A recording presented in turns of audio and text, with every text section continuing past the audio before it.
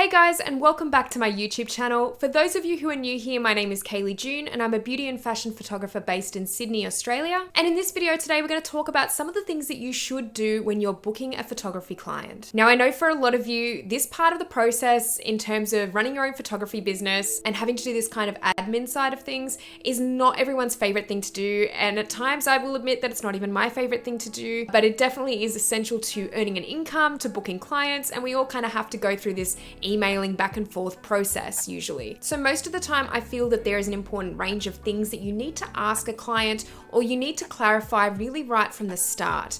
And I think that it's really important to keep some of these things in mind that we'll go through in this video, because if you do kind of miss out on any of these, it can kind of bite you in the butt later on down the track. And it has definitely happened to me a few times because I've missed some of these elements earlier on in the planning process with a client. So without further rambling, let's get straight into the video and go through some things that you should do when booking a client. So the first thing you should do when a client approaches you about a potential job is really ask if they have a budget. Now, sometimes they'll come to you first and ask you what your rates are. And it's usually kind of this bit of a war between clients where you kind of have the question of us asking, what's the budget? And then them saying, well, what's your rates? So it kind of does tend to be a little bit of a war with this, but sometimes when you do ask them if they have a budget, they will come through and they'll say, yes, we're working to a budget of such and such. And there's nothing wrong with doing this.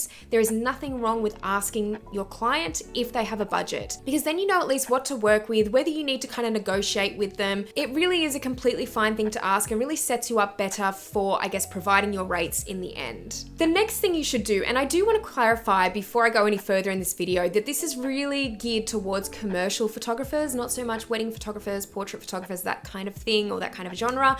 This is mainly based on my own experience as a commercial photographer. So if you do fashion, beauty, any commercial work, this is kind of the process that I like to use. But anyway, the second thing that I like to do when I'm booking a client is make sure I'm asking them how many photos they may need approximately.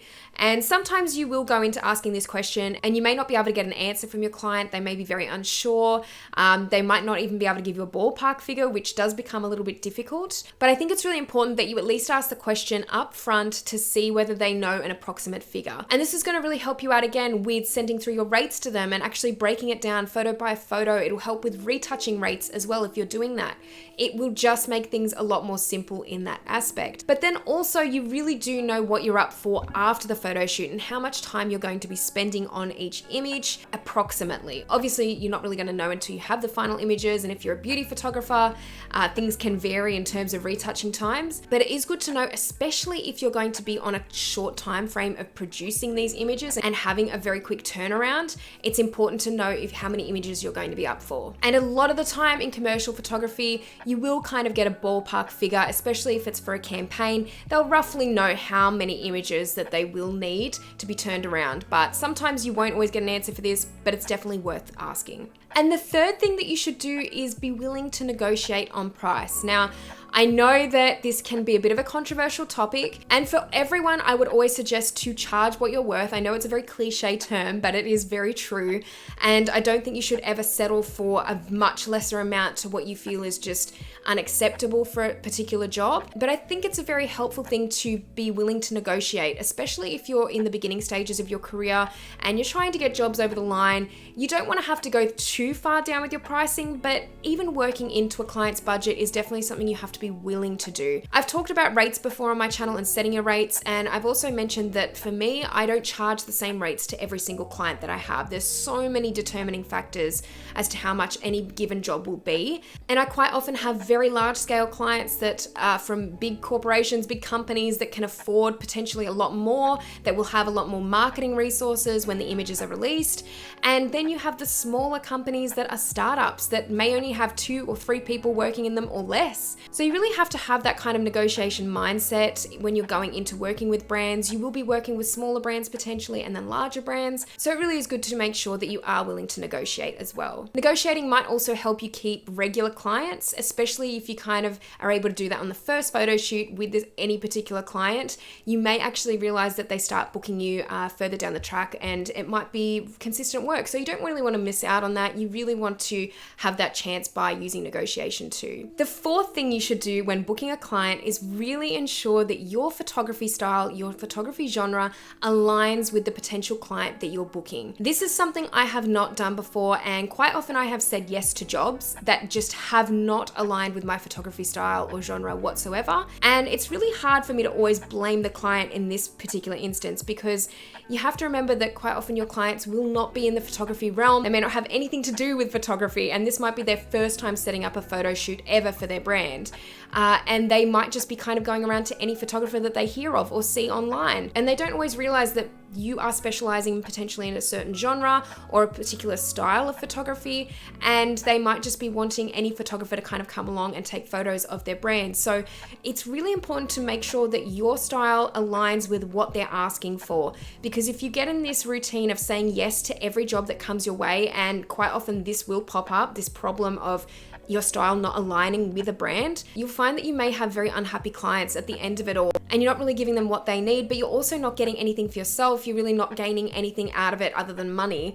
And although money is great and everyone needs to earn an income, sometimes you just have to recognize when a job is not right for you and when you're not aligning with a certain client. I think that's really important. And the next thing to do when you're booking a photography client is to be upfront with everything and ask as many questions as possible. So make sure you go through so many different things with them, including who's booking what. Are you booking the model, or is the client booking the model? Are you booking the studio, or is the client booking the studio? This needs to really be made clear from the beginning so the communication doesn't kind of break down further on. Make sure you're aware of their potential schedule on the day, so then you can really qualify them and let them know if something's not going to particularly work. Like on several occasions, I've had clients come to me about photographing, 4 models in the span of about 4 hours. And I've had to tell them, with the amount that they want done in that very short time frame, it's really not going to be a doable thing. So it's really important to see if they've already got a schedule kind of mapped out. If they're only booking you for a certain amount of time, you really need to match in with what you can achieve during that time as well. And you need to let them know very much upfront. Don't just blindly say yes to anything that the client throws at you, because if you do say yes, for example, to booking in 4 models within a span of 4 hours, and then you don't get all the shots that you need for the client, then they're not going to be very happy, but also you're going to be pretty frustrated as well, because you know within yourself that there was not enough time to get everything done. So make sure that this kind of stuff is really hashed out at the beginning, that all of this stuff has been communicated upfront to the client. And then the last thing that I'm going to mention today about what you should do when booking a photography client is to take a deposit. I cannot stress how important this is in the booking process. It means that you're already getting a piece of that pie for your job earlier on, and believe me, there's going to be a lot of communication, a lot of emails back and forth, a lot of planning that will happen in that process right up until the shoot day, and you deserve to be not only paid for that, but to make sure that there's a bit more security in the booking that you've organized with a client. They're going to be less likely to pull out on the day, for example, if they've paid you a deposit, or less likely to pull out on the job altogether. And it's going to give you an indication very early on of how prompt they are with things like payment, usually. So I like to feel a little bit more secure in this, getting a deposit, because quite often I've not asked for a deposit very much earlier on in my career, and things have really come back to bite me badly because I haven't been paid then for the next 4 months. And look, this can still happen even if you do ask for a deposit, but it's really important that you make sure you've got that security figure already taken from the client, so you know that they're not going to essentially mess you around for the most part, and you know that you've gotten paid for a little bit of your time at the bare minimum. I will also just slot in here, because I actually did forget about this part, which is actually a very important part. You may want to organize a contract that you use to work with different clients. I like to have these contracts as well that I send through to clients, and